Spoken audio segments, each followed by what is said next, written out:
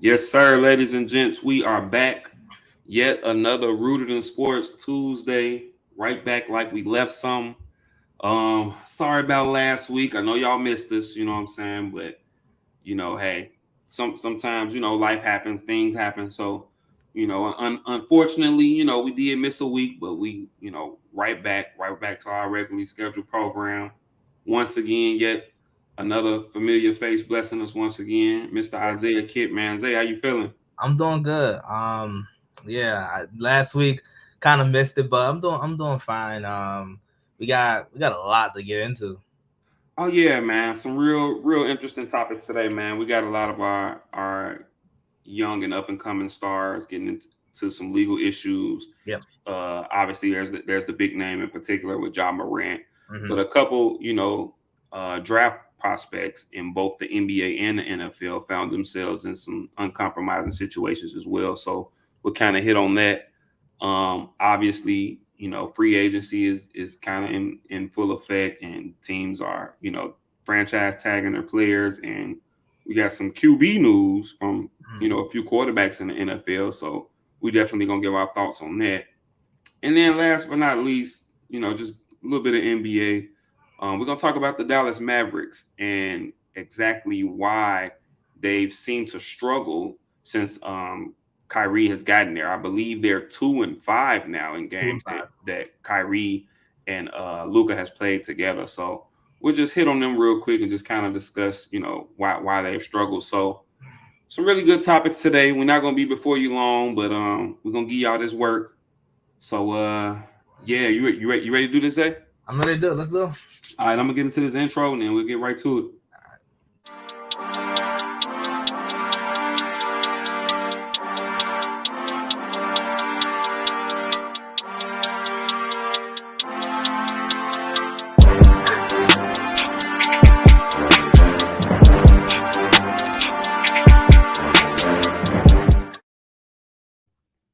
Yes, sir. Yes, sir. Love the theme song. Always gets me going. Yeah. Um, but yeah, I guess we can go ahead and just jump right into it. First things first. I wanted to kind of talk about some of our young and up and coming athletes and some of the legal troubles that they seem to have gotten themselves into. I Mhm. think obviously the biggest name and the biggest story that everyone's familiar with is John Morant. And over the weekend, while in Denver, he posted a story on his Instagram of him kind of in a club or whatnot, and he's brandishing a weapon. And now he's been kind of sat down. He's out indefinitely now. The NBA has launched an investigation now because I guess I came to find this out that Colorado isn't an open carry state, Wow. Okay. Yeah. and also it's according to league bylaws you can't have any weapons on any NBA facility or anything. That could be a practice arena. That could be Team the playing, team playing, team bus. team bus. Yeah. None of that nature. You know what I'm saying? Locker room. Like. Locker room. Yeah. For those unfamiliar with Gilbert Arenas and his story, go look him up. And Yes. there's that, and then there's two other athletes in the college landscape. One um, one you could argue may have possibly cost himself the number one pick in the NFL draft, and defensive lineman Jalen Carter from the Georgia Bulldogs, who authorities have charged him, I think, with reckless driving or something like that. Yeah. Um, and it's he was kind of racing or whatnot, and unfortunately, someone in another vehicle that he was racing with, two individuals in another race, a vehicle that he was racing against, they ultimately lost their lives. So now he has that cloud hanging over him. And then another top NBA draft prospect, he probably still will be a top five pick. Maybe as high as third. Yeah. And one Brandon Miller from the University of Alabama. He's caught in a situation where he actually transported a weapon to a former teammate of his, who in turn used that weapon and ultimately took a young lady's life. So, unfortunately, man, some of these young stars, they just aren't making the best decisions right now. Yeah, Um, I know that the situation with Brandon Miller, it kind of hits a little closer to home with yeah, you. You know what I'm saying? I'll leave that to you if you yeah, choose to share that deeply or if uh, not. But yeah. but um, I just wanted to pose the question to you, man. You know, what do you think about some of the carelessness that some of these young stars are making, and what do you think is going wrong? Where can they what can they kind of do to get themselves back on the right track?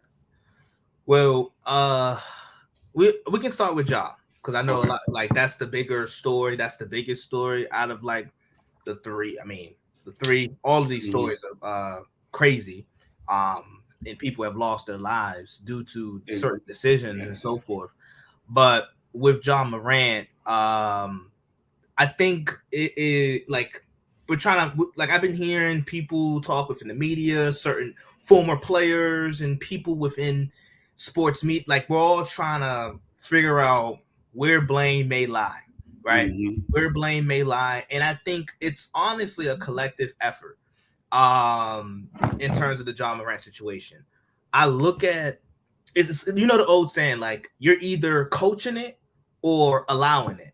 Yeah. Hmm. So like you can just see certain seeds being planted last year and don't like just all throughout this build up with the Grizzlies and the organization. Yep. Good Funny point. thing, I had somebody tell me this like last year going into the postseason as the Grizzlies were a playoff team, young, up and rising. They had won their playoff season. I had someone tell me it was like, I like this kid John Morant, but his attitude is a little. And I was like, really? And they was just like, his attitude is just not it. And then these things start to come in fruition, Right. and here's an unpopular opinion, but the harsh truth. If we're being honest, the Grizzlies organization kind of exploited John Morant's upbringing as a tactic to market and lure their urban fans, Mm. and they would just You gonna ruffle some feathers with that, bro? no, that's that. But that's I think if you look at what has Wow. transpired That's a legit point though, man. like in I didn't think about that angle. in their team marketing in terms of like how the Grizzlies have been betraying themselves for the last year and a half, 2 years. Hmm. It was a tactic to use Ja and his personality and his off the court, like what he does, with who he is as a person off the court and his upbringing, and it was a way to market to their urban fan base, Hmm. just to find out that this is not actually a persona with Ja. This is like probably who he is. And now I got people asking me like, what was he like at Murray State? Well, there wasn't a lot of media attention on him in Murray State until his last year in Murray Yeah. State. So we just don't know. But honestly, we can blame it on the Grizzlies. I heard Stephen A. Kind of like putting some accountability on his dad, T. Hmm. Morant. But John just got to look in the mirror and just see that these behaviors and these actions are just not acceptable, or like they're just not acceptable, especially at the level that he's at. He's worth he's $200 million contract. We talked about a little bit, but now Nike, Nike basketball, he just introduced his new His signature signature shoe. first Hmm. signature shoe. And I talked about this with you. I'm like, you look at Nike basketball and the sort of like who they have signed. You think about LeBron, who 20th sneaker, he's set in stone in Nike. You look at Right. KD, similar instance. Paul George, Giannis. You look at Ja is like that young up and coming face. He could possibly be the face of Nike basketball. So there's things at play there, and I just feel like we talked about the IG live video of him showing the gun, displaying the weapon, but Hmm. the timeline is kind of crazy. You think back to what happened with the Indiana Pacers coaching staff with the laser beam. Yeah. Um, It's really it was like three or four different things that kind of led up to that. Because Yeah. I remember hearing the situation at his home with the high school kid. I remember hearing about that happening before charges were actually filed. Yeah. So I mean, there's that. Then the situation in the mall with the security in the mall. Yep. And then this. So it was just like, the chain reaction. It's like he's leaving a lot of like breadcrumbs, like like he's leaving a trail of breadcrumbs, and it's the Pacers coach, the Indiana Pacers coaching staff. Mm-hmm. You talked about it with the mall cop. Then we got this story that already transpired, but a couple days prior to him in the IG Live video, Washington Post puts out this big story, and now it's like he punching a kid and showing a gun. So it's like it's a lot of breadcrumbs where I think this whole situation could have been in check, but I think between the Grizzlies organization, Ja Morant himself, Ja Morant and the people around him, and just I would say Adam Silver, I think it's appropriate to throw him in here, where in terms of like there wasn't any type of precautionary measures, and even the language that I'm still seeing being used and hearing still being used, it's like, okay, like, yeah, we're just gonna step away. He's gonna step away for a couple games. I'm like, no, you're suspending him because of the trail. And that was the Grizzlies though, because we still haven't heard anything from Adam Silver. Right. That was more Taylor Bennett and the Grizzlies just being like, okay, he's going to take 2 games, and now I hear it's indefinitely, I guess. Right. There's no timetable for his return. And you talk about, and you were talking about like, if they find, I think he's facing up a 50 game. Yeah. So if they find proof that he brought a gun onto a team plane or bus, which could be the case, we're talking about a 50 game suspension. So yeah. I just think you look at the Josh situation, because he has all of these kids have all of the, like, essentially that's all what they are. Like, they're all kids. Josh 23.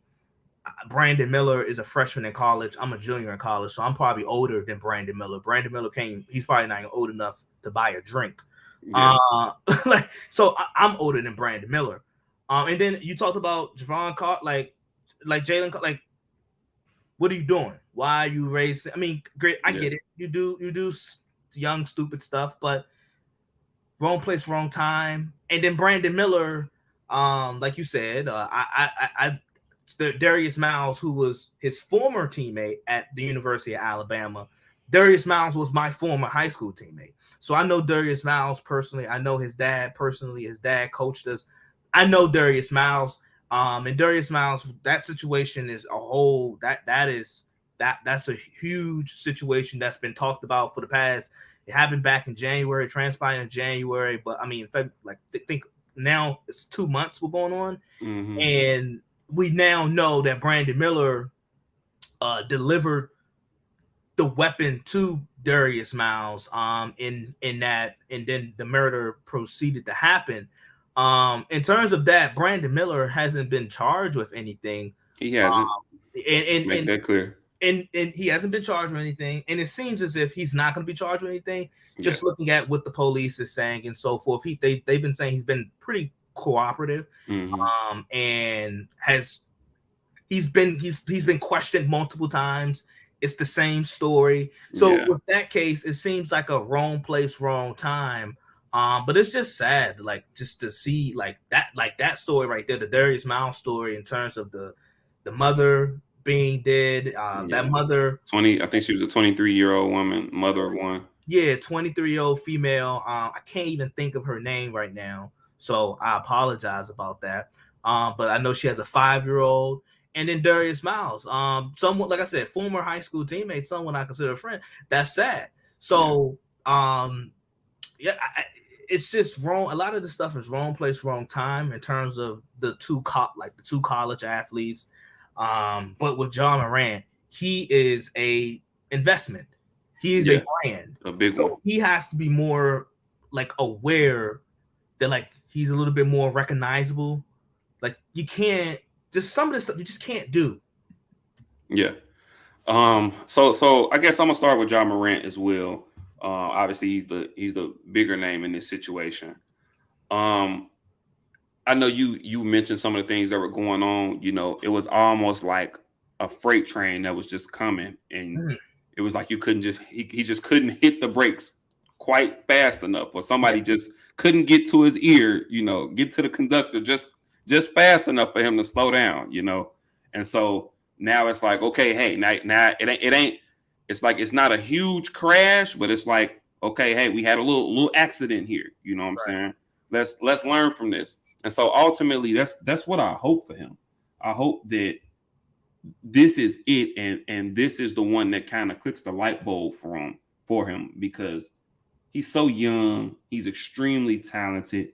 He truly does have the opportunity to be the face of the NBA moving forward. You know, I mean, his best basketball years, you can argue, are still ahead of him. You know what I'm saying? He's on a really good young up and coming team. Um, I think that at I think to some extent, I think he tries a little too hard to prove that he is that kid from the hood or that he is like that. You know what I'm saying? That he Right, is from this specific situation or whatever. You know what I'm saying? right. And it's just weird because I don't know if it's his friends that he's doing this for or people in his neighborhood that he's doing this for, but I hope that he could take a step back and realize that whomever he's doing this for, they would give anything to switch places with him, to be in his shoes. Like, I don't know if Ja really understands, like, bro, you made it. Right. You know, you signed a $200 million deal. You have a signature shoe with Nike. You have a Gatorade, I mean, a Powerade ads. Like, bro, you you made it. You know, you have nothing left to prove to anyone. You know what I'm saying?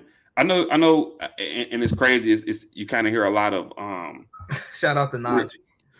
you kind of hear a lot of religious figures saying this, but some people are in your lives for a season, you Yeah, know, and everybody can't go with you. It's like when you it's like say when you mountain climbing, and as you get so high up the mountain, yeah, the oxygen gets slimmer and slimmer and slimmer, yeah, and all of a sudden it's like okay, you know what I'm saying, it's getting a little harder to get up this mountain, the air is getting tighter. I got to drop some of this baggage. You know what I'm saying? If I want to continue to ascend, I got to leave something here. You know mm, what I'm saying? And I think that's something that Ja may have to consider, man. He might have to consider some of the guys he have in his circle. He might have to really realize that some of these guys may be telling him what he wants to hear instead of what he needs to hear. yeah. Maybe encouraging him to do what he wants to do instead of what he needs to do. Right. And then I know that you mentioned his dad, T. Morant, and I'm a, I'm gonna kind of put a little bit of onus on him as well because I would like to think for a guy who was so instrumental in his son's success, I would like to think that that's someone who could reach him if no one else could. You know what Right. I'm saying? Yeah. If there's no, and then and you mentioned the Memphis Grizzlies too. They're one of the younger teams in the NBA. There. So you want to know a crazy stat? What's that? I don't think they have a player over 30. They don't have a player over 30, and 95% of their points this year have been scored by players that are 27 or less. That is that. So like they don't. It's not they don't even have a player over 30, but they also a lot of their contributor guys and guys that see major minutes are under or they're Mm-hmm. 27 or under or younger. So Mm-hmm. 95% of the Grizzlies points that has been scored this year have been scored by players that are 27 years or younger. And a lot of times we see people making fun of Udonis Haslam and the Yeah, fact that he's still on the bench. You know what I'm saying with the Miami Heat, but it's for situation and for players like this. Like Ja Morant could use a Udonis Haslam on the bench. You know what I'm saying? There was a report that said that Steven Adams, they had a team meeting, players only meeting. a Yep. players only meeting, and Steven Adams had just said, hey guys, on these road trips, we need to kind of tone it down. We starting to, guys are starting to really, go out and do a little too much now. We need to stay focused, get lasered in. And apparently most of the team knew who he was referring to saying that. So yeah, I just, as far as Ja goes, man, I hope that this is the wake up call that he needed. I don't see if unless there's something that hasn't been released, I don't see any way he doesn't get suspended, because either just common sense says either he brought this gun with him, or on the team plane, right? or he bought it there and took it back with him. You know what I'm saying?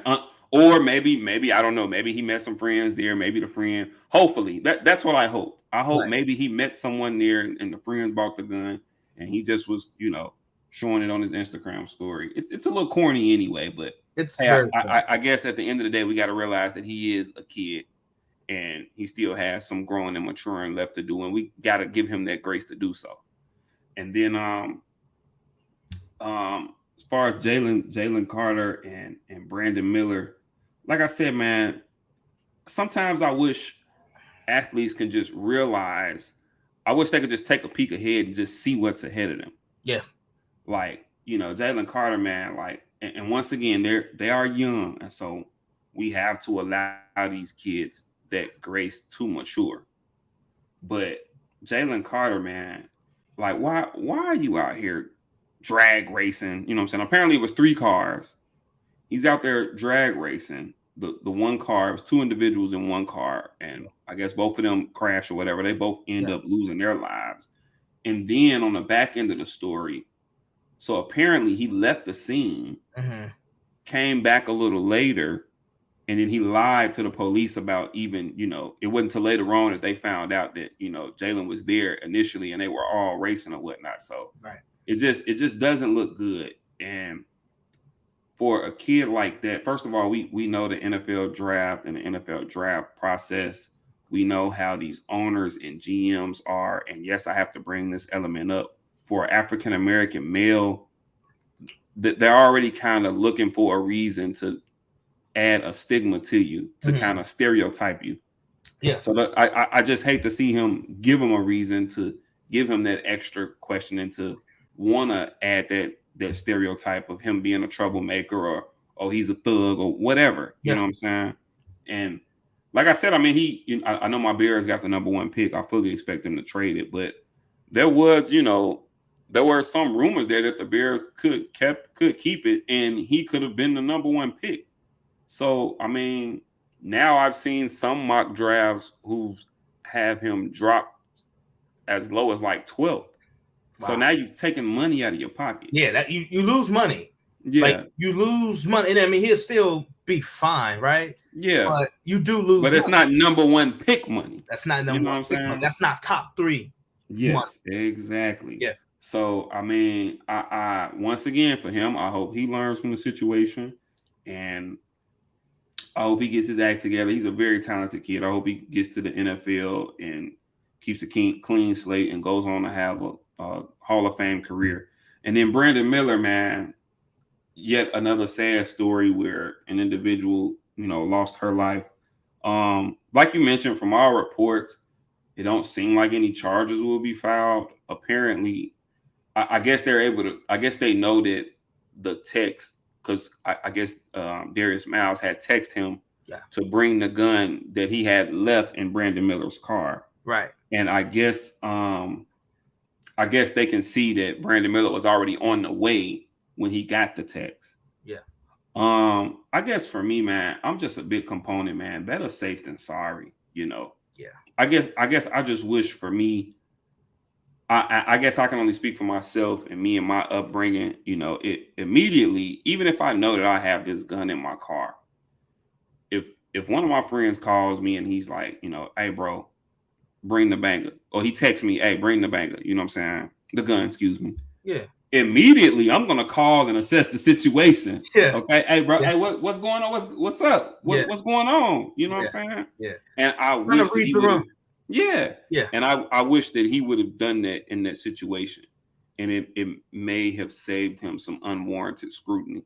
Yeah. I just wish he would have just been more careful and taken a second to think, because apparently he was another one. They said that he was there at that club initially too, but it was a long line, so he and another guy He decided to just left. leave. Yeah. Yeah.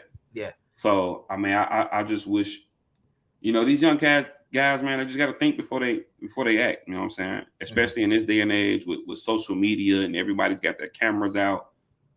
You really have to think before you act, man. And I hope all three of these guys learn from this and go on to have wonderful Hall of Fame careers, because all of them are, as far as in their fields, all of them have elite talent. All of them have the capacity, to be top tier in their individual sports, man. So yeah, man, I hope the best for these kids, man. I hope some vets or some older guys really get in these kids' ears, especially Ja, man. I truly hope this was the wake up call for him, man. Yes. And I wish them both the best, man. All three of them the best. All right, so there's that. We're gonna move along. Obviously, even in the off season, the NFL is always hot topic. Yeah. You know what I'm saying? Even when it's not NFL season, it's always NFL season, I feel like the NFL, and it's a great marketing tool, because this league, like the NBA, the NBA offseason always has been really, really like drama filled and really good. And I feel like with this more player empowerment, it's kind of like has transitioned itself to the NFL players, and we see a lot like I don't know, like growing up watching NFL, I didn't see so many quarterbacks move on a year-to-year basis. And we're talking about not just but we're talking about like starting level quarterbacks. They move from team to team. There's we can pick out at least one or two each and every year over the past 4 or 5 years where they have moved. And I feel like that player empowerment kind of has rubbed off on the NFL players, and it makes the NFL offseason so much and more entertaining. It does, man. It does, man. Like I say, even when it's not NFL season, it's still NFL season. You know what I'm saying? And it's obviously it's the most popular sport here in America. So yeah, man. A little bit of quarterback news today. So we had Daniel Jones work out a deal with the New York Giants, and I believe it was 4 years, 160 with about 82 mil guaranteed. Yeah. And then ultimately they end up franchise tagging Saquon Barkley, which I think that's something to keep an eye on. Obviously, and then I believe that was yesterday.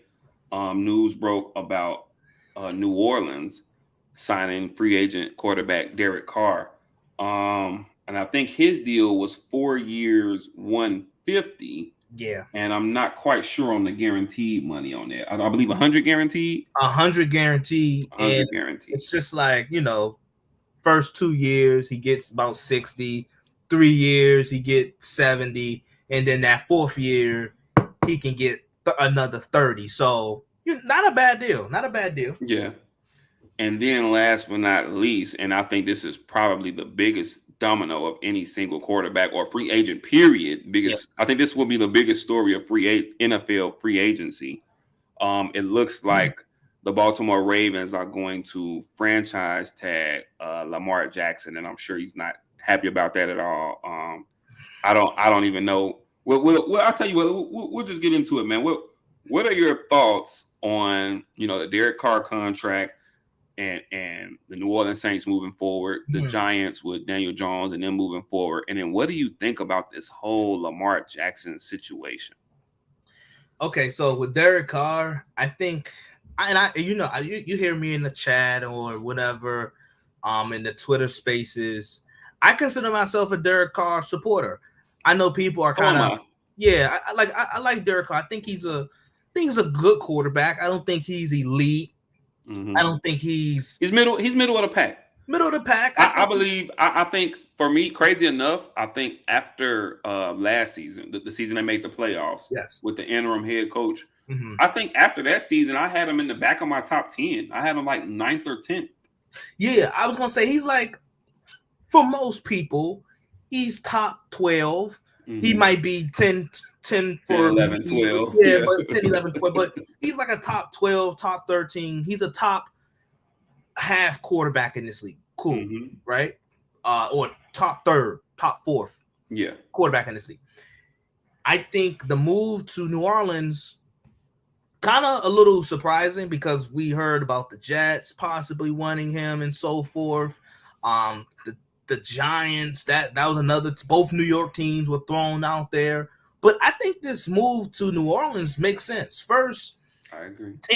In new situations, whether it's relationships or new jobs, you look for what your old, whatever, like I said, old relationship or your old job. You look for what they couldn't provide, and what the Raiders could not provide Derek Carr in his stint there was, guess what? Since Derek Carr been the Raiders quarterback, the Raiders had the 32nd overall defense in football since Derek Carr has been their quarterback. So simply defensively, they were atrocious. You look at what the Saints have defensively. Ask Tom Brady.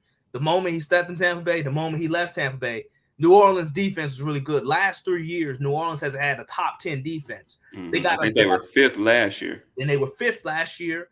You look at some of the veteran stars that they have. Like I said, veterans. You look at opposed to the Jets, where the Jets, they have a lot of their players, they're good high-end premium players are going into their second, third, fourth. I do like that team though. I think they are headed in the right direction. I do like the surrounding pieces that the Jets have, but you take into account that the Saints also have Dennis Allen, who Derek Carr is familiar with, so there's some familiarity with there. But I think honestly, what the Saints have is something the Raiders in his stretch just never could provide. The Saints, they draft pretty well over the past 6-7 years. There's not a lot of franchises that can say, hey, we draft better than the Saints. The Raiders, time and time again, last 6 first-round picks that the Raiders have made, 5 of the players are gone. And they just franchise tagged Josh Jacobs. So there's a lot of instability there. There's a lot of first-round whiffs. And some of those are defensively because they're the safety, Abrams. I could even go back. I'll even go back. And I believe this was right around the time Derek Carr got there. It might have been a little before him, but you remember Cleveland Farrell? Yeah. Like, oh man, people thought he was the next big thing. Seriously, he's supposed to be the next big thing. I mean, you can go Henry Ruggs, Alex Leatherwood. Yeah. So many with first round picks that they whiffed and missed on, and you just look at the Saints. They can draft. There's some type of stability within the front office with Mickey Loomis. Raiders really never had that. He's had 9 head coaches. He's had 3-4 GMs. He's not like there's just been a lot of instability within that Raiders organization. And with the Saints, granted, Dennis Allen, people could criticize his coaching, and there's some critiques there from last year, his first year. But really, this is a roster that didn't have a quarterback, and they really haven't had a quarterback in some time. Drew Brees, his last 2 years was kind of shot, So this is a good roster. I still think the Saints, they live in the glory days of that 20. They had a great 2017 draft, and they still kind of rest their morals on that great 2017 draft that they had. But overall, this is a better situation than the Raiders ever was. And guess what? He's the best. He's easily the best quarterback in his division. In that division, yeah. And that will probably be the worst division in football, and it could be an easy divisional win for them. They could easily win that division. Easily. So, and that's why I think it was a good choice for him. That's why it was a good choice, because like, okay, Jets, you still got Josh Allen and the Bills. The NFC East is Miami. Any of those teams all those teams could be playoff teams. All those teams could be playoff teams. Yeah. Where you look at or the division he was in last year, where he got Herbert, he got Kansas City. Kansas City ain't going no damn where. Sean Payton's in Denver now. Now Sean Payton's in Denver. Hopefully he can resurge Russell Wilson and so forth. Mm-hmm. So I like this move for Derek Carr. Yeah, I agree, man. I think this was, as far as situationally, this was probably the best situation he could have went to see immediate success, man. The division is up for grabs. I think this will easily be the best defense that he's had. Easily. And then he has some weapons, hopefully, Alvin Kamara comes back healthy. Chris Olave take another step. Mm-hmm. Michael I, Thomas. I was about to say Michael Thomas, but I mean, I hopefully he can finally stay healthy for a complete, 17 games and get back to form that we seen from him a few years ago. You know what I'm saying? But I mean, yeah, the talent's there for them. Jarvis Landry, there's some pieces there for them. Yeah. And then so with the Giants, with Daniel Jones.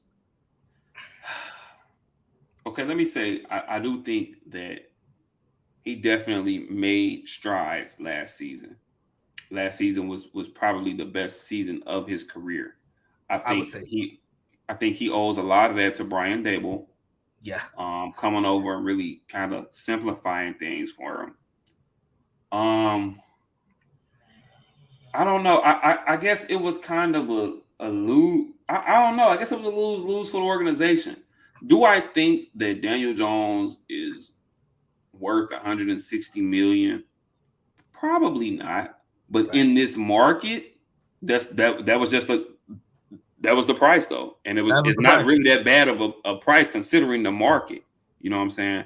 I think it's interesting now because now since they paid him, they have had to franchise Saquon Barkley, Mm-hmm. and so Which may be a blessing in disguise. how so? Just looking at how you can. I mean, there's a long track record in history of when franchises pay running backs long-term deals. True. It tends to not work. Like Look at Zeke. Zeke, I had to throw it out there. Zeke is like is an example of it. I mean, Christian McCaffrey, he's still a productive running back, but before he even got the long-term deal in Carolina, Christian McCaffrey would never miss a game. The ink wasn't even dry on his new deal, and his ankle like a chicken breast. And Barkley has already battled some injuries, although he was fairly healthy last season, but obviously he's already battled some injuries in his career. I mean, time and time again. I mean, Todd Gurley, Le'Veon Bell, yep. like I think there's plenty of examples of like, okay, like this is why you don't pay running backs long-term deals and money. And you can just take it like you can just take a book out of the good teams around the league. Like you look at some of the good teams around the league. The 49ers, they had Elijah Mitchell they had Elijah Mitchell on their roster. That Chris McCaffrey, they was paying a total of $4 million for running backs last year. Same thing with Philadelphia. Philadelphia had one of the best rushing offenses in the league. Look, I knew it. Look, shout out to old King Tiberius, man. I knew it was coming. I knew it. I knew it too. But even look at it like this: Derrick Henry. Now the Titans are supposedly, they're shopping the market with him. Mm-hmm. So time and time again, like history shows itself, like you probably shouldn't be paying a running back long-term dollars. That's just what history shows us. And now that you mention that, now that I'm thinking about it, I think the proof is in the pudding. I think you're starting to see the actual value of a running back kind of decrease. Yeah. Because just looking today alone, you mentioned Josh Jacobs, franchise tagged, Saquon Barkley, franchise tagged, Tony Pollard, franchise tag. You know what I'm saying? Josh Jacobs had a great year. Josh Jacobs led the league in rushing. He was the rushing king. And then Derrick Henry, all of a sudden now Tennessee are fielding calls for him. You know what I'm saying? So yeah. I mean, I guess I didn't think about it from that point, man. We're really starting to see the value of running backs kind of decline. Dalvin Cook, Joe Mixon. Mm-hmm. Great point there. But with that being said, getting back to Daniel Jones, I think Saquon Barkley is really intricate to his success. I think even more so than any of these other, with the exception of maybe a Jimmy Garoppolo. But even Jimmy Garoppolo has kind of proven at times he can win some games with his arm. Yeah. Although there's been some improvement with Daniel Jones, I'm still not extremely confident about him, in the pocket. But at the end of the day, he got his money, and we'll see what happens with the New York Giants. I'll say this with Daniel Jones, and you hit it right there on the nose. I think honestly, if I'm Daniel Jones' agent, I'm probably telling him, hey, you might need to give that piece of the pie. You gotta give Brian Daboll some of that. Absolutely. You should be buying Brian Daboll got him paid, bro. Yeah, Brian Daboll definitely got him paid. With the utilization of not just his arm, but his leg. His feet, yeah. I will say, I think it'll be interesting to see what the Giants can do in turn, because you talk about him being able to win games with his arm. Well, I think it'd be a lot easier, and it's easier said than done, but I think it'd be a lot easier to win games with his arm if he has guys on the outside that can actually play.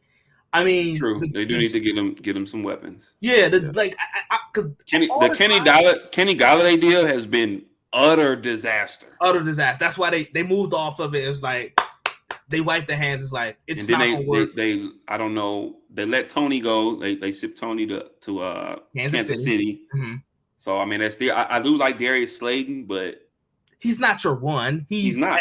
He's at best maybe your two. A really good 3. You know what I mean? So I always theorize if the Giants could actually get him like a legit 1, let's see with Daniel Jones with a legit 1, his improvement and Brian Daboll's offensive wizardry and genius. Let's see what happens, because I don't think Daniel Jones is worth 160, right?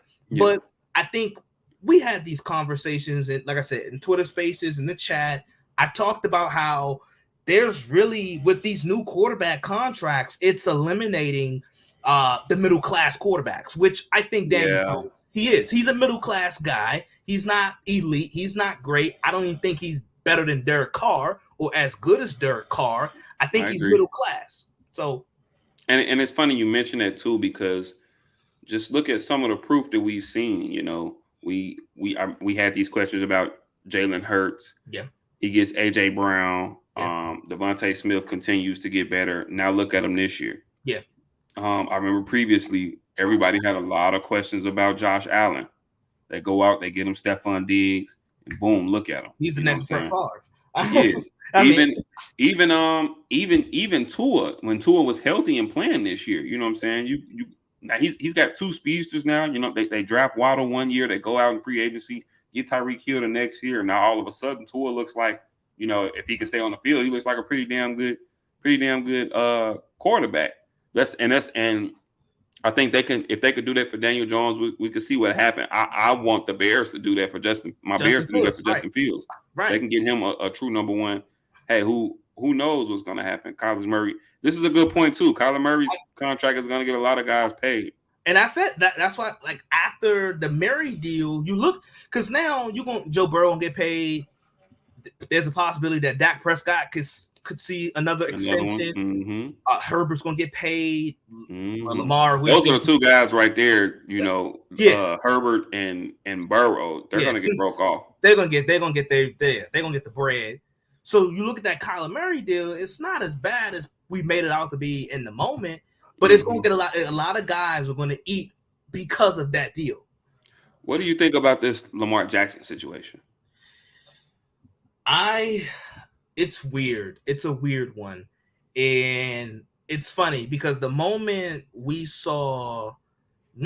news broke that the Ravens were going to sign him to a non-exclusive franchise tag, which gives him the ability to essentially test the market and see if there's any buyers or see if a team wants to put up a deal, and if the Ravens want to match it, that Yeah. whole thing, right? They can match it, or either they have to get compensated 2 first rounders or 2 something like first that. rounders, yeah. And that's the thing. It was interesting to see that, and then that news broke, and then all the other like all of the possible candidates, like the Falcons, Mm, the Raiders, they were like, we are not interested no more. That was a little interesting, mm-hmm. and I think like I saw JJ Watt. So he said, why are all these teams not interested in Lamar anymore? And I'm like, well, he's missed I think it's a 15. couple factors to that. There's a few There's a factors. couple factors to it. I think one of the big factors to it is you look at his play style and then you coincide that with the mere fact that he's missed 15 games over the last 2 years, 10 out of the last 22. And that MVP season, I'm not gonna say it seems so far gone, but it's like this league is about like what have What have you you done for done me? lately? Mm-hmm. And lately, I always say it, the best ability is availability, and Mm-hmm. Lamar has not been available. So whatever deal, whether it's a fully guaranteed deal, which he will not get from any other team, like no team will probably give that to him Yeah. because owners frowned upon The Deshaun Deshaun Watson Watson deal. Yep. in that deal. He won't get that, and he just won't get that based off of what I just said. He hasn't been available. So Yep. my betting odds, I could see him being in Baltimore and they reaching a long-term deal. Because I don't know what's the price. Like, and what are teams really willing to give up? You know? And I know it's been like, so once again, these are, reports or rumors. One of the things that I heard is that it's the argument seems to be about guaranteed money. Mm-hmm. And apparently they're about, from what I heard, they're like $100 million apart as far as guaranteed money. Yeah. I from what I heard, the Ravens were offering 130 in guaranteed money, and he wanted like 230 in guaranteed money, which I'm not. I know Deshaun Watson was fully guaranteed, but I forgot what the number is on his contract. I think it's 250. 250. Okay, fully guaranteed for Deshaun Watson. Yes. Yes. I don't. First of all, like you mentioned, all the owners and GMs, they hated that deal. Yes. And thus I don't see any owner or GM offering that number. Any owner GM Not offering that number. 250 guaranteed. No, 250, 230. Nobody's going to guarantee that number, especially for a guy, as you mentioned, with his style of play, where he does rely on his legs fairly heavily, and there's propensity for injury. You know what I'm saying? Over the last couple seasons, he's had some injuries that's kept him out of games. You know what I'm saying? Kept him from finishing the season. Yeah. So, and then another factor in this as well is that he is representing himself. And the fact that he doesn't have an age, or he doesn't have that buffer, I think that kind of scares a lot of teams away in negotiating anyway, because whereas they can be quite blunt or honest with that agent, and he can kind of be that buffer. He can It's butter a it up different a beast. bit. Yeah, it's a different beast when you're telling said player or a player and his mom or whoever, hey, this is what we think, or this is how we feel. You know what I'm saying? That could sever relationships before they even begin. Right. So I think that's a big factor as well. I'm with you though. I think ultimately, I do believe ultimately he will end up back in Baltimore. But I just, whatever, like you said, whatever that number is for him, I just don't know. Would I? So here, I have a question for you. Let's say if you're Baltimore, if you're the Ravens brass, and let's say he comes down to 200 mil in guaranteed money, would you do that? If he comes down to 200 mil. 200 million, because if you, that's what I'm saying. Like it's tough.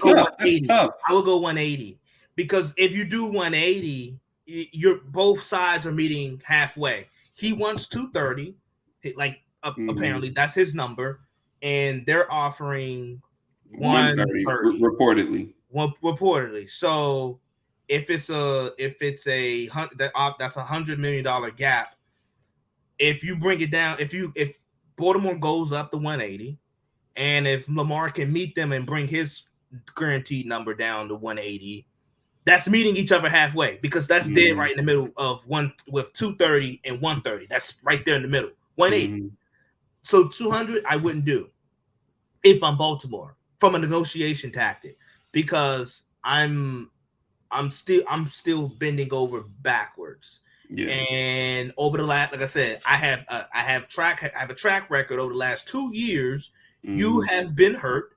You have not finished the season, which in that case it has cost us in like playoff win, like playoff appearances, that because you couldn't finish the season over the past 2 years, and your play style kind of like coincides with your injury. So I think no, not 200, but I would do 180. If both sides can do 180, because that's both sides coming together, and that's the sweet middle. That's solid. And I think too, you got to take into consideration, and we see how everyone felt about the Deshaun Watson deal. Right. If they set this guaranteed money mark at 200 mil for him, then like you said, and you mentioned a few of the guys that are coming ahead, and I'm going to hone in specifically on Joe Burrow. If you pay Lamar Jackson 200 mil, then he's got to go in there looking at Cincinnati and saying, hey, Lamar just got 200 mil. And granted, he has an MVP, but he hasn't had, I have a, in the 2 years that I finished the season, we went to the Super Bowl and to the AFC Championship game, and Lamar hasn't done that, and his play has been phenomenal. So the mark for him is going to start at 200 or 205. I'm sure he's probably going to want a little more or something, Yeah. But I think that's something, and maybe Baltimore Ravens brass don't care, but maybe that's something to take into consideration there. So yeah, I guess I can agree with you. If they 180, 190, I would pay him. And I hope he's healthy. I hope he stays on the floor, on the field. Ultimately, though, I do think that he's gonna end up back in Baltimore. I mean, because think about it. I mean, okay. I'm assuming the Jets. It seemed like the Jets are they're pushing their chips all in Aaron Rodgers. Yeah, reportedly they flew out to see him today. Yeah, and the Packers. If you hear Brian Gutekunst, if you hear how the way he's been answering and talking about the Rodgers situation, the Jordan Love situation, it's you may ask one of your buddies, like, so you gonna marry, like they're in a relationship. Yeah. It's like, you gonna marry, are you gonna marry her? And you're like, and the dude is like, I mean, they don't say it's not a, so like my thing is, if it's not a definite yes, then it's a harsh no. Like, yeah, right. So it's that thing. And you hear Brian Gutekunst, it's like, I think we would love to have Aaron back, but if he doesn't want to come back, we're fine. I mean, I do see myself being with her in the future, but are you gonna marry her? You know what I'm saying? See, look, they're 2 years in, and it's like, okay, are you gonna marry? And it's like, I mean, I could, and it's not if it's not a definite yes, then it's a harsh no. You know what I mean? So that's what Brian Gutekunst, that's what he sounds like. Like, I just hear some of his answers when they talk about Aaron Rodgers. So assuming the Jets are all in on Aaron Rodgers, I'm assuming the Falcons, the Colts are going to be in the Bryce Young sweepstakes, right? With this upcoming draft coming up. Maybe even Carolina. Like, I can see Carolina. I can see Carolina trying to get move up. So there's just, you look around, it's like the market, the quarterback market is in, like, it's not a lot you can do to move around this. So I think Baltimore, I think he stays. I think he definitely stays. I think, and that, like, we talk about Daniel Jones, I don't want to go back, but you look at Daniel Jones, like, is he worth 160? Probably not, right? Do you want to pay him 160 if you're the Giants? Probably not. But you look at, okay, Rodgers is going to go to the Jets. We were a playoff team this year, and we won a playoff game. So We can't get Bryce Young or CJ Stroud or one of those guys. Yeah. Derek Carr's gone off the market. Tom Brady's not coming back. You look at and even with Garoppolo, I yeah, mean, is Garoppolo a little better in the sense of maybe being a game manager? Yeah, probably so. But Daniel Jones has far more upside, and so it would make no sense to yeah, let go of a Daniel Jones and go after a Garoppolo, and you're not getting exponentially better. right, Mm-hmm. right. So the quarterback market is funny, but I think Lamar in Baltimore, I think it makes sense. But I feel like we when you hear certain people talk about the whole Lamar thing, and it's like, well, Baltimore don't want to pay him 230, they must don't like him, and it's like I think that's the thing in sports. Like, no, do I like Lamar Jackson? Yes. Do I think he's really good? Yes. Would I pay him $230 million guaranteed? No. So that means you don't like him? No, like I'm just not gonna pay him $230 million guaranteed. I think that's oftentimes in sports. Like if the team isn't willing to give the guy what he wants, they must don't like him or want him. It's like, no, I do. I think he's But really I do think they have to take some onus though, and I'm gonna revert back to the Cowboys situation. You know, guys, these teams got to start jumping ahead of these. You know what I'm saying? Contract situations. true. They could save themselves a lot of money. True. You know what I'm saying? If they just jump ahead of it. You know what I'm saying? They should have got his deal done probably even before the Kyler Murray deal. You know what I'm saying? Yeah. Maybe you can argue maybe before the Dak deal. Yeah. You know what I'm saying? They should have when he got that MVP, they should have got right to the negotiation tables because it would have saved themselves a lot of money and headache. an embarrassing situation now. You know Yeah. what I'm saying? Yeah. And then that brings about even another thing. Before we move on, it brings out even another thing. Do we think Lamar is going to report under this? Is he going to play for this franchise tender under this franchise tender? If no other team offers him, does he play without a contract? I don't think so. Not given the last 2 years, it wouldn't. It would. And make, I wouldn't either. I yeah. would if I don't have a contract. I wouldn't, and rightfully so. I wouldn't step out there either. Especially seeing how I've been getting these little knick-knack injuries. Yeah. You know what I'm saying? I wouldn't step foot on the field until I got some guaranteed money in my pocket. Right. But one last thing, I think the biggest thing with Lamar, he doesn't have one of those big time corporations behind him, or one of those notable like agents like David Muguleta. Like he don't have one of those faces behind him, so it makes that deal. It make like you said, any types of negotiation process. The Ravens aren't telling his agent, and his agent is just able to like to butter it up a little bit. Mm-hmm. They're talking to Lamar, and it's like, well, damn, I can't get 230 million, and they're telling him like, nah, like no. And they're telling him why. Yeah. Hey, bro, I mean, you can't seem to stay healthy. You know what I'm saying? Or hey, man, we looking at some of these other guys, and we were kind of hoping and thinking that your completion percentages will be here now, but you're not quite hitting the mark. You know what I'm saying? They're telling him this. Yeah.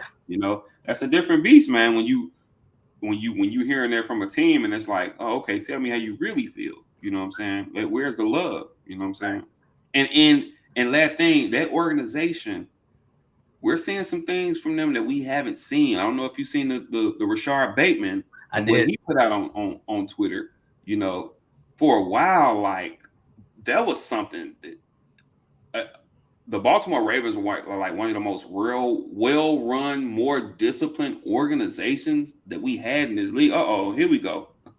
That we had in this league, and now it's like you're starting to see a little dissension within the organization, and it's really weird to see. My guy might have to come back with his tail between the legs. He's got to be a problem next year. No media, no extra stuff. Collect that cheap ass $35 million and wait till next off season. I don't know, bro. I don't think he's playing on that franchise tag at all. I don't think he's gonna do it. I mean, we'll see, but I don't think so, though. Yeah. All right. Well, that's football, though. Last but not least, thought we wanted to, talk a little bit of NBA, just a pinch of NBA, in particular the Dallas Mavericks. And Speaking of Bo, Right, look uh, at that. right. I want to talk a little bit about the Dallas Mavericks. I don't know if you tuned in on Sunday, I did. but I they did. they played the Phoenix Suns, Mhm. and I remember. First of all, I remember putting this in the chat. Me either, I'm injured, right? I'm not playing under the franchise tag.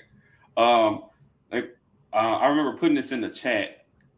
That was one of the best displays of isolation basketball that you can get, in an NBA game. Mhm. And you got four of the best isolation players Yes. in the league, and it was like at one point or at one moment in the third quarter, it was like these guys were just taking turns, just okay, boom, I'm gonna go and break my man down. Okay, I'm gonna break mine down. You know Yeah. what I'm saying? Booker, like, oh, Devin Booker's another guy. When he gets it going, Lord have mercy, he He's a gets it going. handful. You know what I'm saying? We know what KD is. KD gonna take his couple dribbles, get to his spot, pull up. You know what I'm saying? It's probably the toughest guy to defend, arguably in history. You know what I'm saying? You want to know something about Kevin Durant? And What you mentioned the pull up. He's shooting an insane 60% effective field goal percentage on pull up jump shots this year. Like mid range assassin, it's bro. still he's killing it. He's a freak of nature, man. And people, I think people don't care for him as a person, and people wonder why. Like, I am a Kevin Durant fan, but I'm like, bro, I'm just a basketball guy, and watching him, we've never seen anything like this guy. Yeah. You know what I'm saying? But it was a phenomenal game. Kevin Durant ended up hitting a go ahead bucket late in the fourth quarter. Dallas Mavericks have a chance to tie and put the ball in Luka Doncic's hands, and unfortunately, he comes up a little short. And I think they ended up losing by 4. That brings the Mavs record, I believe, to 2-5 with Kyrie and Luka Doncic on the floor together. Mhm. So I just wanted to hear from you and see what do you think is causing the Mavs to struggle since they've made this move. I think a lot of people seen this and thought, oh man, you got two of the better one-on-one guys in the league. I mean, two flat out studs, but they're struggling. What do you think is the reasons for their struggles? Um, I've watched since Kyrie and Luka. I've watched a couple of the games. I will say the game that I had my eye on is the Phoenix game. You would both think. and here's the thing. I think the biggest looking ahead going into like the playoffs and potential matchups, that was a winnable game for the Mavericks. It was. And they got two big stops.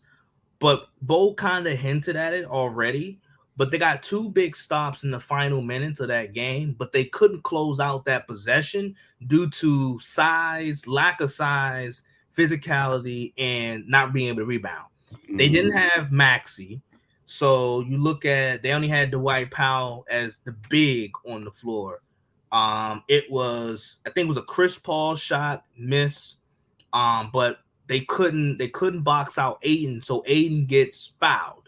I think Devin Booker, he shoots like a floater bank shot. He misses. And I think Aiden got a tip in or something like that. Aiden gets a tip in. So it's stuff like that where when Maxey is on the floor, or in that instance, it was Dwight Powell, he has to come help.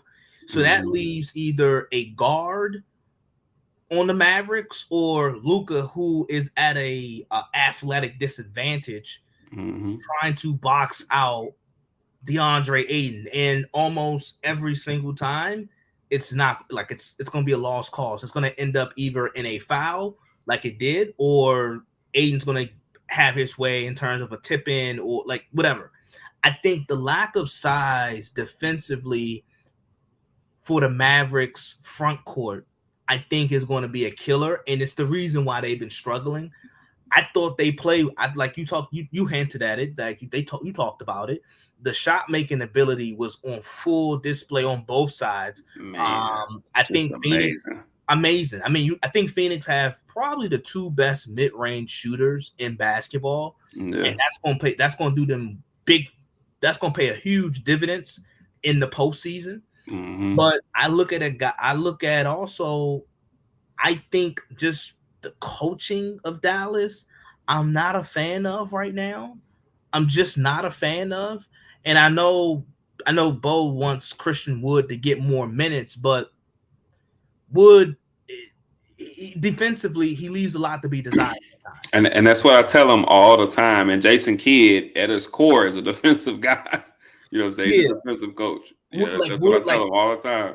Wood in Houston. I mean, he could give you he could like He get going, he'll fill it up a little bit. You know what I'm he'll saying? fill it He'll up. get Yeah, going, but like you said, a lot to be desired on he the leaves a other lot end. to be desired. So I just look at front court size and just lack of a lack of athleticism where it leaves them at a physical disadvantage. So I think a lot of that plays with defense. So if I think it's the biggest thing is like defensively. I also didn't like how Luka, even though he played well and you look at the box score, it looked good. He fills it up, but I just don't like how what shape he's in. I think Mm, Luka can do a better job at taking care of his body, and I was mhm. really surprised that he's in the shape that he's in right now, given the fact that the playoffs is like a month away. Yeah. It's a bit surprising that he that his body looks the way it looks. No, I agree, man. I think you hit it on the head. I think probably their biggest issue is lack of size, lack of rebounding, lack of toughness in the painted area. Um, that's something that I thought they would address um, at the trade deadline, but I guess apparently, reports came out. Apparently, Luca wanted Kyrie, so I mean, I guess hey, You go with you yeah, if your star wants that, you get him what he wants. You know what I'm saying? Um, then also too, I think that and it's starting to get better. I don't think this will be a problem for them moving forward. But I think Luca and Kyrie are still kind of getting adjusted to playing together. You know what I'm saying, and playing with one another. Um, like I said, I think moving forward they will be able to figure that out. They're both really talented. I said when they first got together that I think that Luca should probably still be the primary playmaker and yeah. just kind of allow Kyrie to kind of work off the ball and do his thing. I do like down the stretch though, or when they needed their last shot. Although Luca didn't make it, I do like that they put the ball in Luca Doncic's hand, and I say that because I believe that was the first game they played together. They had a situation like that, and it was like they played hot potato with it. Yeah. And then a couple games ago, it was a situation came down to the wire, and they had the ball in Kyrie Irving's hands, and unfortunately, Kyrie Irving um, didn't necessarily come through. Bo, hold that thought. I'm gonna answer that question in 1 second. Um, but yeah, and then also I think that they miss a guy like Dorian Finney-Smith. Yep. They miss him defensively. Yeah. You know what I'm saying? And we can say, oh, he kind of lost a step defensively, or he wasn't doing this, that, and the third. But you don't realize what he was doing or what you did have until he's gone. Right. Because now I think the Mavs are in a situation now where in order for them to win, they're probably going to have to outscore you. And although they have two of the best one-on-one guys in the league, That's not when the they recipe you want for the yeah, playoffs. You know what I and mean? I think in the Western Conference, and I think I told Bo this on the chat. You seen with Phoenix, like, do you really want to get in a shootout with Phoenix? You know, in a 7-game series, do you think you can outscore that Phoenix team 4 times in 7 games?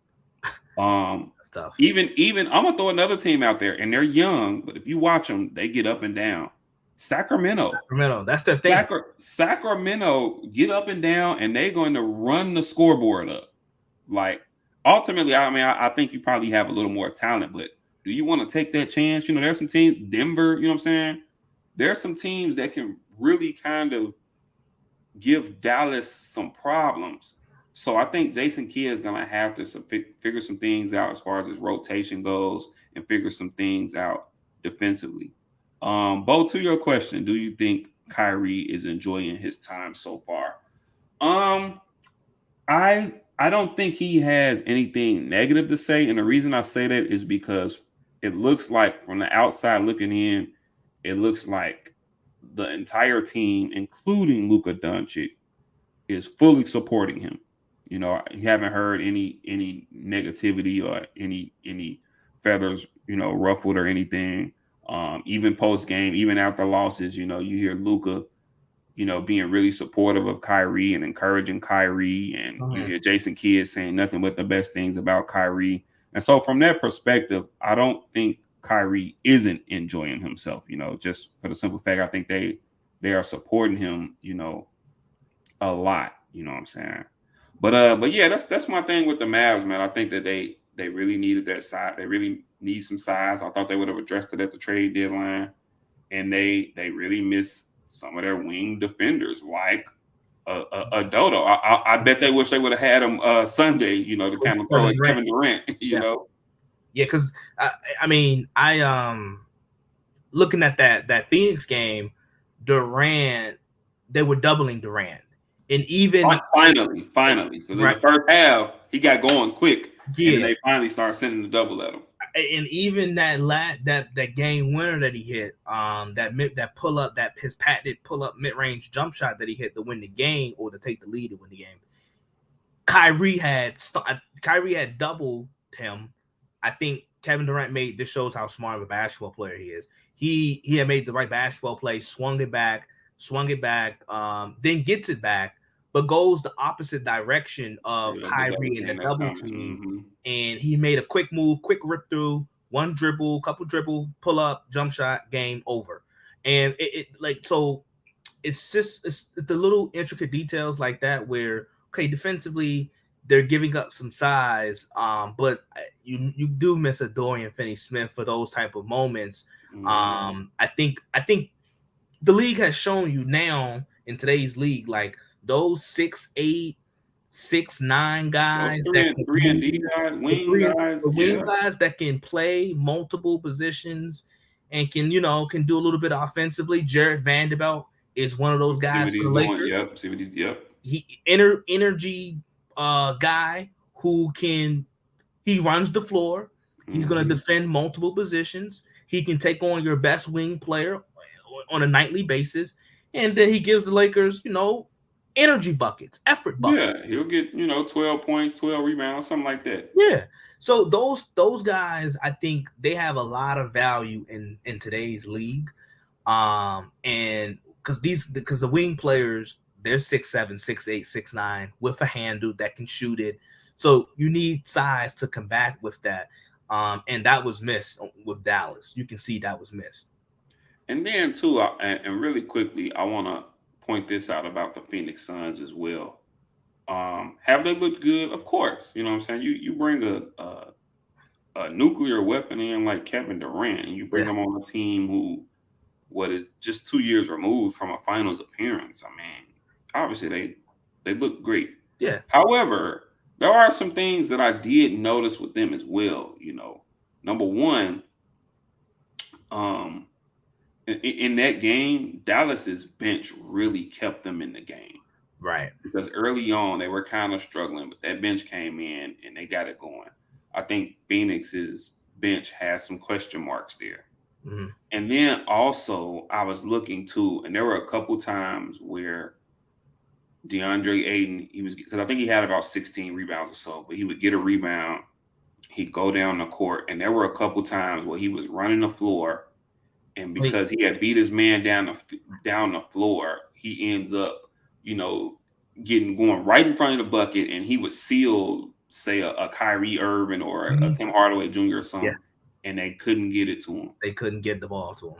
Yep. And I think obviously we know they got Booker and Durant or whatnot, but I think that DeAndre Ayton is gonna have to be an intricate part of what they do. He is. I think he's gonna have to be that physical presence. Defensively, he's going to have to continue to rebound at a rate that he's been doing it. But then offensively too, they're gonna have to get him some touches. You know what I'm saying? Because I think, like, I put it like this: in a game like that against Dallas, that should have been a 20-20 game for him. Yeah, because Dallas had no, and I understand. Okay, Booker got it going, Durant got it going. Hey, you ride those guys, but that's a game that should have been a 20-20 game for him. Right.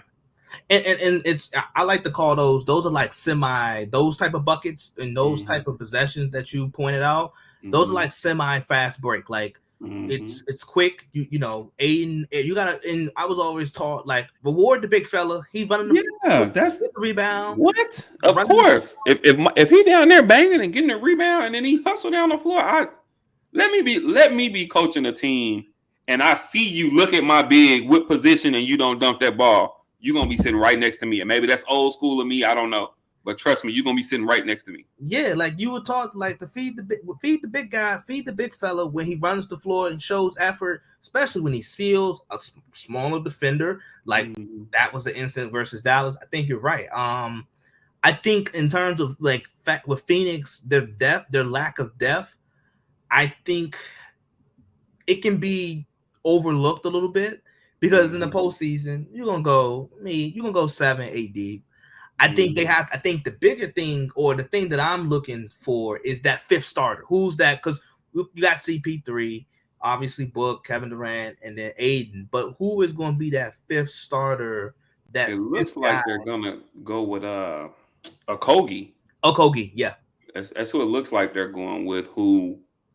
Well, previous to Sunday, he was shooting it pretty well, but then Sunday he had a stretch where he missed like 8 or 9 straight threes or something. So, I mean, and then the kid, I don't even know where this kid came from. The Wainwright kid, yeah, he lit it up, and he knocked down like 3 or 4 big threes. You know what I'm saying? Yeah. And timely shots. You know what I'm saying? They still got Torrey Craig. You know, so like you said, that is a big. It looks like they're gonna go with what's his name, but I just lost his name just that quick. But yeah, that fifth starter could be Okogie. It looks like they're gonna go with Okogie as that fifth starter. But yeah, that could be a big question mark for them too. So I don't know. We'll see what happens. At the end of the day, they're 3-0 since they've gotten Kevin Durant. Offensively, although, you know, there's some things to kind of pick at, they've looked really well. Flawless. Dallas, and I think they're gonna get it together. They've lost, I think they're 4-6 in their last 10 games. They're in 7th place in the West now, so they fell back into the play-in slot. They're only 1 game over 500. They're 33-32.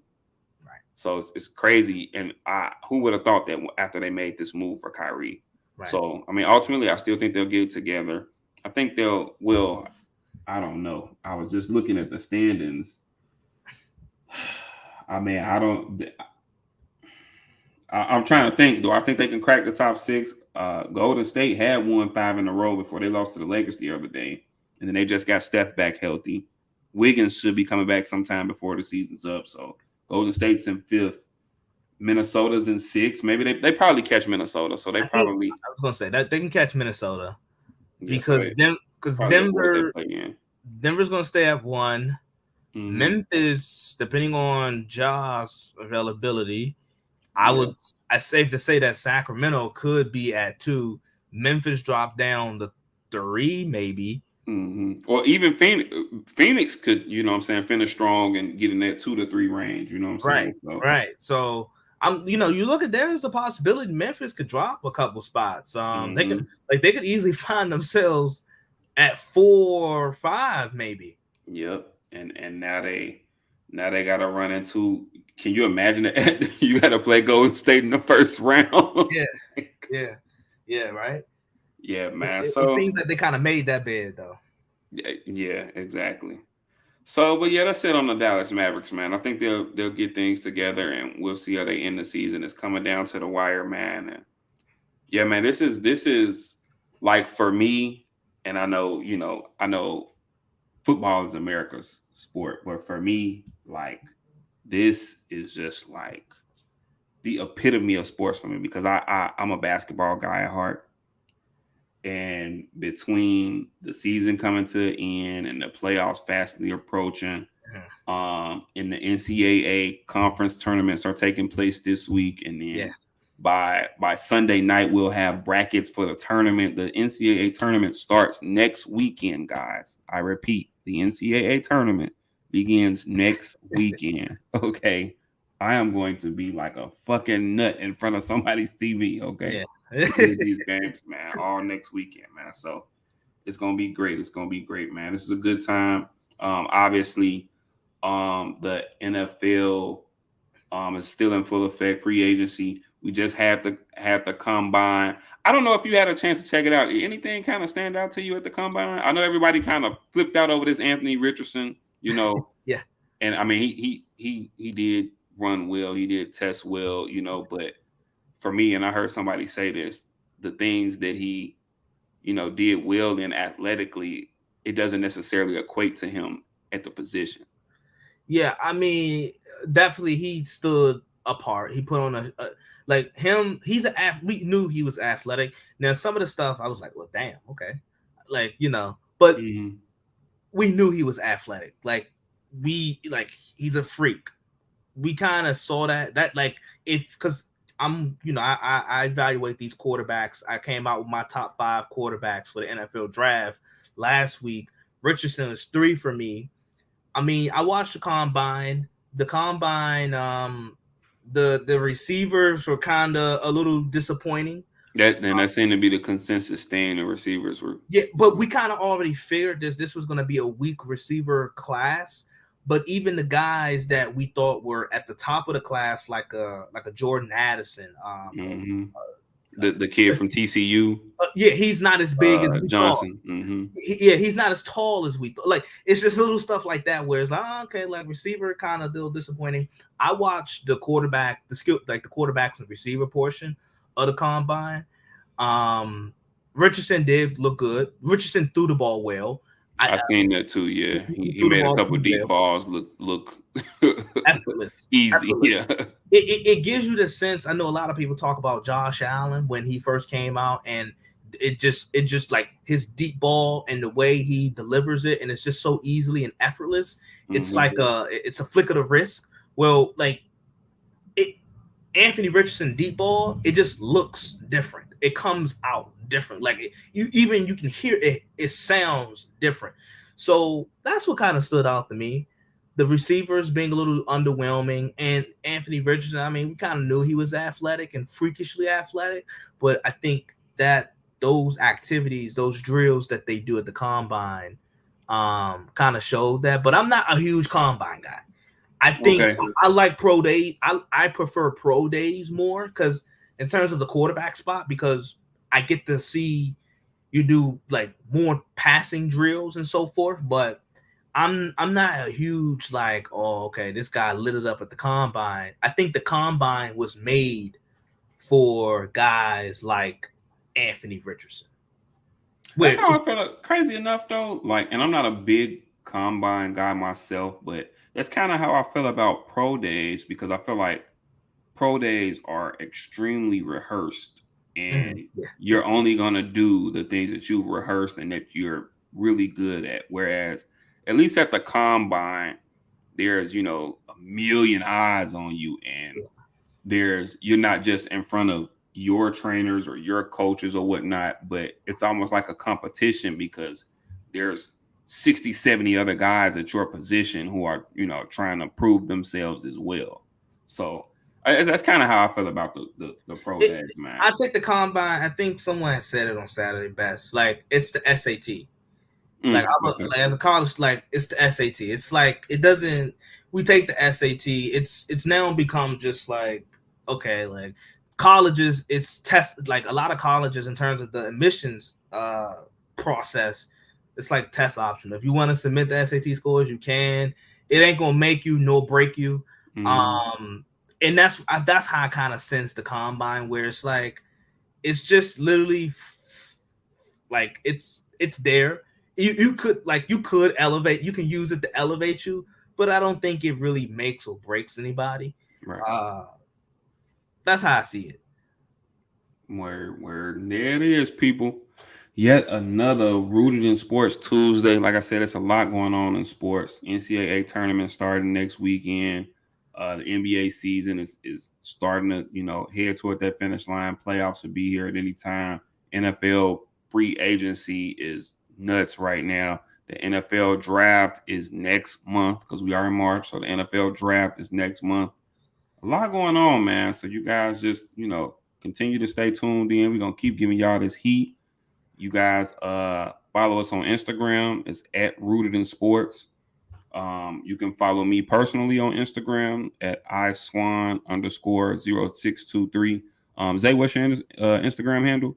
My Instagram, you can find it Zay with two Y's underscore dot K. That's Zay with two Y's underscore dot K. And then on Twitter, you can find me at Isaiah Kid Pod. So yeah. And then obviously you can follow King Tiberius at Tiberius519 on Instagram. Like and subscribe to us on YouTube. Once again, that's at Rooted in Sports. You can give us a follow on Twitter, Rooted in Sports. Everything is just Rooted in Sports. So if you type it in, you'll see our little emblem up there in the corner. Come right on up. Zay, man, with your podcast, man, go ahead and you know what I'm saying, giving your info, let them know where they can hear you at, man. Okay. You can also I have my own podcast. You can find it anywhere you listen to any other podcast, Spotify, whether it be Spotify, Apple, iHeart, anywhere you can find it. It's called the Isaiah Kid Podcast. And also, I'm trying to. I think Spotify has a new video element where I'm gonna be like I kind of hinted at already, but I'm gonna be evaluating certain quarterbacks' film. So you can find that either on the Spotify video option that they have now, or I'll be doing that on my socials. So you can find my quarterback breakdowns and so forth. With the draft coming up next month. That's what's up, bro. And then obviously King Tiberius has the Sports Exclusive podcast. You all check that out. I think that's over YouTube as well. He drops a new. He's already dropped a few episodes from this season, and it's been, really really dope. You know what I'm saying? And he drops a new episode every Wednesday, so you should be on the lookout for tomorrow. You should have a new episode coming at you tomorrow. So you guys definitely be on the lookout for that. Once again, that's the Sports Exclusive podcast. And yeah, that's it. Shout out to Rooted in Sports Community over Twitter every Saturday at that's 2 p.m. Central Standard Time, 12 p.m. Pacific Standard Time. Rooted in Sports Community over Twitter Spaces. Feel free to hop in. Ain't no telling what you might hear or who you might hear going at it. You get a little nuts in there, so be warned. You know what I'm saying? Yeah, I think that's it, man. Other than that, yeah, much love. God bless. Thanks to those who have tuned in. Thanks to those who will tune in. And we will see y'all next Tuesday. Peace. Peace out.